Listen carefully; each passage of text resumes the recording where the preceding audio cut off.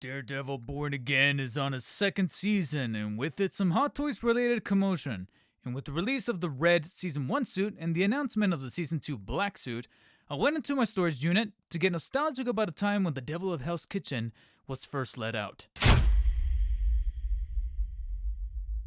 Despite the affinity that people have for Charlie Cox's Matt Murdock and the fluctuation of reception for the Disney Plus revival, the Hot Toys figures of the character have been the topic of discussion amongst 1/6 collectors as of late. I wanted to look back and see if these issues that have been raised for the newer figures have been present all along. Beginning with this particular unit, I got secondhand as a gift from my girlfriend because she loves Charlie Cox that way. The Cox works, generally. That was a wild statement.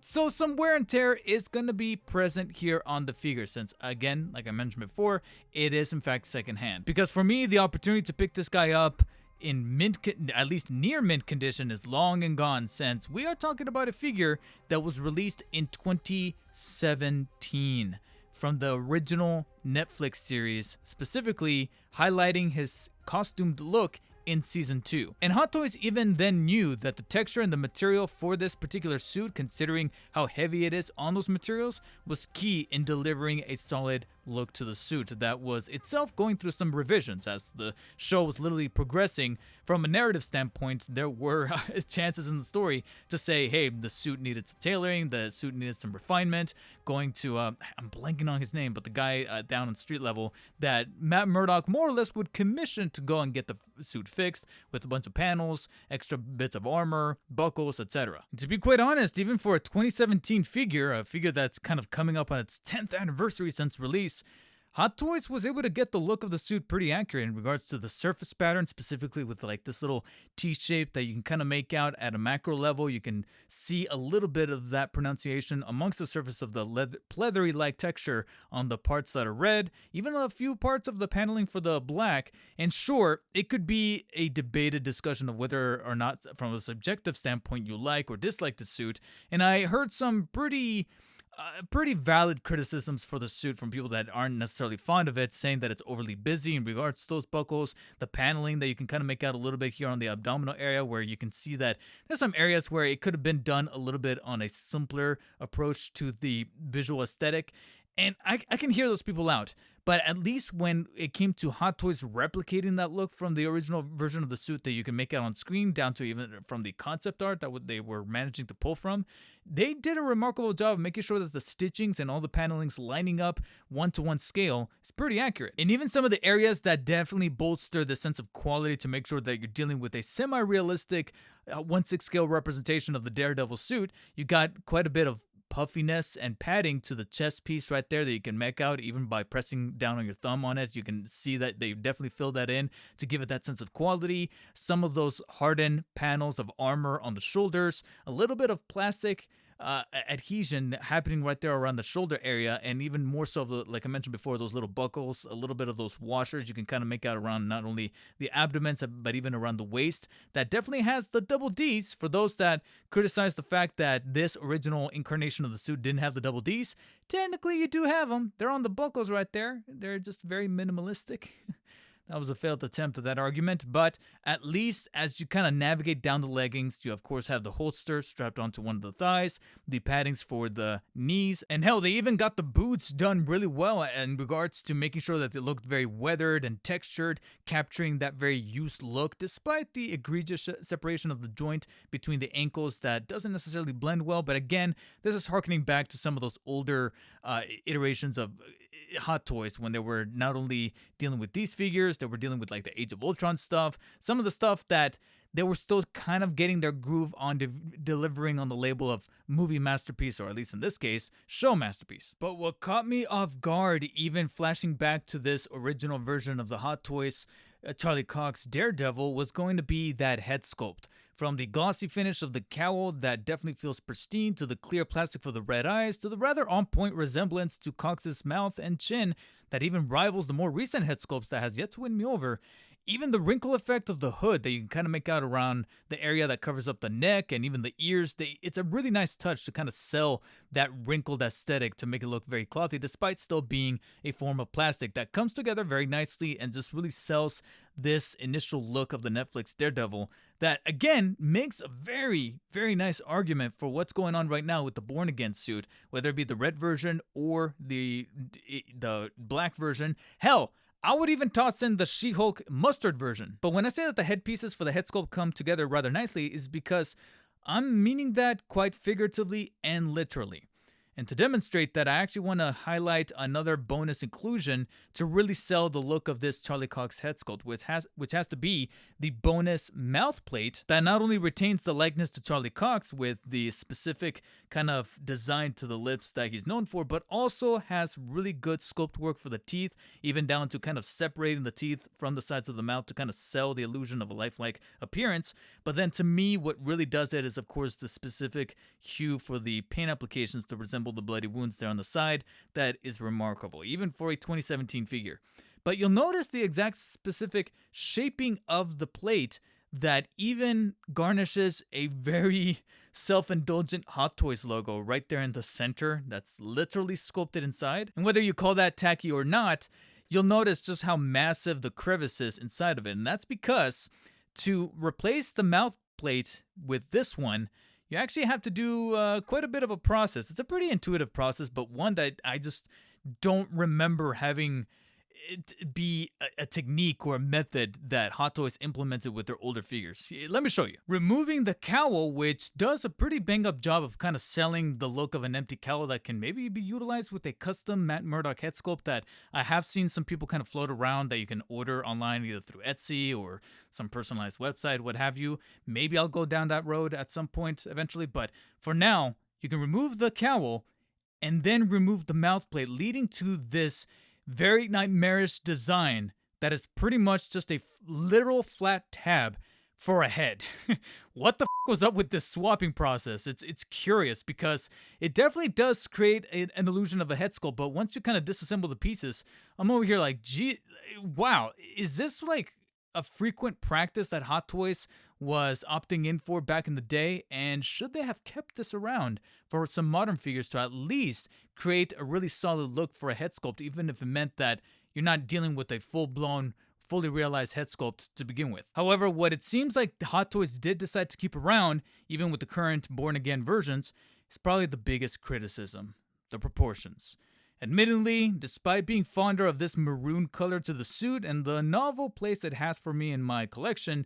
the dimensions around the shoulders and mainly the arms is rather terrible, if I'm being completely honest, and it's the first thing that should have been fixed. It's practically the first thing that kind of stood out to me when I pulled the figure out of the box after all these years, is the very pencil-like design to the forearms, and rather, not even the forearms, but rather the biceps, the shoulder area, and then the generic look to the proportions for the legs. It just feels like a very generic male body that just happens to be wearing the Daredevil Netflix suit, and they didn't really kind of account for the specific proportions that poor Charlie Cox had to work day and night for that physique in the original Netflix show that he's still trying to maintain right now in Born Again. And it appears that it's something that they still haven't fixed after all these years, because one of the criticisms that's starting to go around after the release of the Born Again Season 1 suit is that the proportions are still quite off, especially since Cox is managing to at least maintain that physique at his age, latter age. I mean, he's still pretty young, but still, it's been quite a few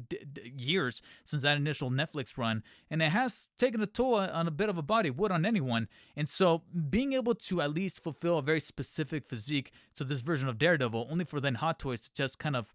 roundabout it, so to speak, even with their recent announcement of the black suit, it's kind of disappointing. It also doesn't help that despite going above and beyond on the tailoring and the texturizing of the suit, that's even a word, texturizing, whatever, but the materials in regards to the paneling, the stitching, and making sure that the tailoring is pretty top-notch, this was, after all, during an era where Hot Toys was mainly focusing on the actual quality of the suit, rather than the articulation and the possibility from within the suit, leading to some pretty lackluster joints and articulations, to the point where a very agile character like Daredevil, even back then in the original Netflix run, is barely able to really move his arms in like a fighter boxer stance, which is pretty on brand for the character. And there's definitely a sense of, like I mentioned before, aura farming in regards to being able to tilt the head down and upwards and nudge it side to side. And there's only so far that you can go with that, because even from certain angles, shooting photography and with the specific lighting, it looks dope. At times, I also kind of want to pose him in a very agile state, like he's kind of leaping off of the floor or he's falling, doing that kind of like leap of faith sort of thing from like the church cross there on top of the spire. And yet, he really can't do that. The most I can maybe do is kind of bend a little bit at the knees, lift the leg up ever so slightly, and that's it. Most of your joints are going to be much more pleasant to feel and to actually move about. It's practically going to be any that aren't beholden to the textured mesh suit and are rather plastic, like for example the ankle joints that are definitely separated via this little divide between the two pieces of the boot, or the wrists, or of course the head joint. But it's not like any of those poses are really going to matter that much, since the accessories used to get quite skimped out on back in the day. Because check this out, I've already covered the bonus mouth plate that can be swapped out here and definitely sells a pretty good look, especially when you're dealing with the default fists that can definitely sell this kind of fisticuffs motif that he's got going on, especially with the battle damage on the mouth plate. Over on the side, however, you only got a pair of asymmetrical open hands, and I mean asymmetrical because the right one is a bit more extended than the slightly clutched left one. And sure, that can maybe create a bit of a debate of whether or not you fall in the camp of wanting symmetrical ones or wanting them to kind of vary from another to kind of spice up the posability. But then you're dealing with an extra pair of gripping hands that are meant to hold, of course, his iconic billy club. But then that's it. So 6 hands total, not accounting the default ones he's already got on his person when you pull him out of the box. But then the aforementioned billy club is technically replicated a grand total of 3 times. So this is the approach they decided to do. Of course, he comes with his iconic billy club, but instead of having separate versions of the billy club that have at least different functions, or just having one billy club that at least has the functionality to be able to separate, clip, or kind of extend, they opted in for this method that I guess from a cost-effective standpoint sort of makes sense, where they pretty much just kind of copied and pasted the same billy club in 3 different styles. The separated style that can then fit into either of his gripping hands or can fit on his holster that's by his thigh, that's well done in terms of paint and sculpt. But then he's got the conjoined one where it's like the 2 pieces clipped together to then form kind of like this bow staff motif, or the wired one to make it look like he's ziplining like he does in the show. And even then, the wire in and of itself is a little bit on the short side, and it's also made out of this like piano wire that just kind of dangles and can't really be posed. You know what I'm saying? It's practically fitting in the same functionality as the separated billy clubs, because you're just gonna have the wire in the middle to kind of create the illusion like he's zipping it out, but it can't really suspend in air that way. And that's really about it, apart from the standard rectangular base that comes with a nice little dial additive piece of New York City street decor that's beautifully painted, along with the little bits of pipe kind of coming in from this right side here, and then of course the illusion of broken glass kind of decorating the left side, along with the brick piece of the wall there. I think this is pretty dope. It's just that the assembly of it is kind of strange because it comes with like the separated plastic piece to then kind of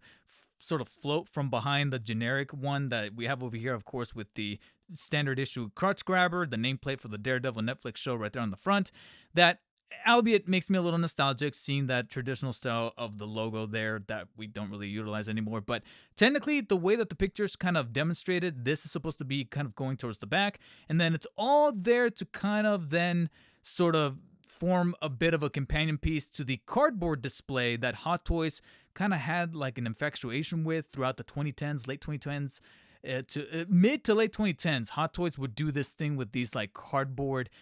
stand-up displays to kind of put behind your Hot Toys. And I think like 90% of collectors never use them because of how tedious they are to kind of set up and how much space they're really taking up, especially when you're collecting in that fashion. And at that point, it just remains in the box. So it seems that even back then, Daredevil proved to be a bit of a difficult character for Hot Toys to pull off. And it makes it even more frustrating that almost 10 years later, they've been given quite a few chances to rectify that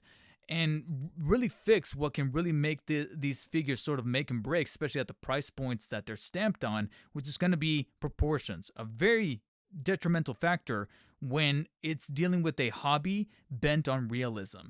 And here's the kicker. Netflix Daredevil here for everything that's included here, despite wanting to maybe an extra bonus set of hands or maybe some further functionality with the billy club, specifically that piano wire that maybe could have been the much more rigid wire for posability's sake, or at least posability in general for the buck that's underneath the suit. They were at least pumping this guy out at $230, judging from the original archived sideshow page that I was able to drudge up. Since then, the figures have gotten even pricier, but have the quality of those figures truly gotten better? And with Born Again Season 3 filming already underway, who's to say that we won't get a 4th or 5th suit that could be called the definitive Hot Toys Daredevil? And with this guy still being tossed into the mix with the Season 1 of Born Again red suit, the Season 2 black suit, like I mentioned before, I guess we can definitely count the mustard suit from She-Hulk, and undoubtedly there's going to be a 4th or 5th suit with the proper double Ds on a red suit like this from Season 3, and hell, if there's even a Season 4 on the horizon. I'm feeling quite comfortable with this version sitting in my collection for the time being. And though there's some factors about the figure that undoubtedly have not aged well, I'm still generally fond of it the way that I am about the Netflix show in regards to having a much more boots on the ground sort of approach. It's almost like they made the Netflix show in that formula, and the Hot Toys figure in terms of the aesthetic of the suit is practically no different. If you guys happen to own the original Netflix Daredevil from Hot Toys in your collection, I want to hear you guys' opinions in regards to how far it's changed in the past near 10 years of the figure getting released. Do you like it better? Do you like it worse? Do you think that the new figures from the Born Again series from Hot Toys, whether it be the red suit or the black suit or whatever it is that they might be cooking up in between, is probably improving on those factors, or do you think that they're major downgrades? Have those newer figures done Daredevil justice, or has Hot Toys proven to be the one that's truly blind? Let me know down in the comment section what you guys think, and while you guys are down there, hit the thumbs up button if you enjoyed this review. Thumbs down if you did not. Not so much a review, but more so like a look back to see how far Hot Toys has come. And of course, as always, thank you to the executive producers over at the Level 2 tier, Brian's new dishwasher. And as always, stay humble, and I'll catch you guys later. Peace.